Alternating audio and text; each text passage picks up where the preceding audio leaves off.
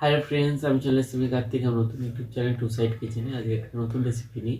আজকে রেসিপি হচ্ছে বেতে শাক ভাজা। সেটা বানাতে কী কী উপকরণ লাগে আসুন দেখায়। তার আগে একটা কথা বলে দিই, আমার চ্যানেলে যেসব ভিডিও ছাড়া আছে আপনাদের যদি ভালো লেগে থাকে লাইক কমেন্ট শেয়ার করবেন ও বেশি বেশি করে শেয়ার করবেন।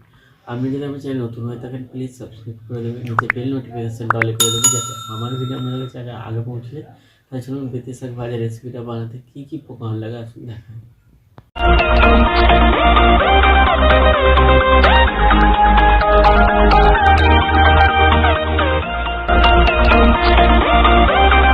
শাক ভাজা রেসিপিটা বানাতে কী কী উপকরণ লাগে দেখিয়ে দেবো। তার আগে এক কথা বলে দিই, ভিডিওটা প্রথম থেকে শেষ অবধি দেখার অনুরোধ রইল।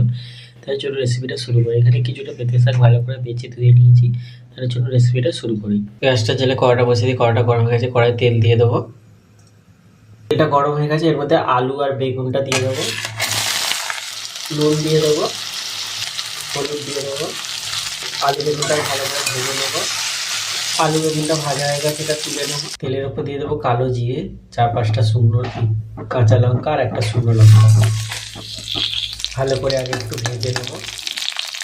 একটু হলুদ দিয়ে দেবো। এবার শাকটা দিয়ে দেবো।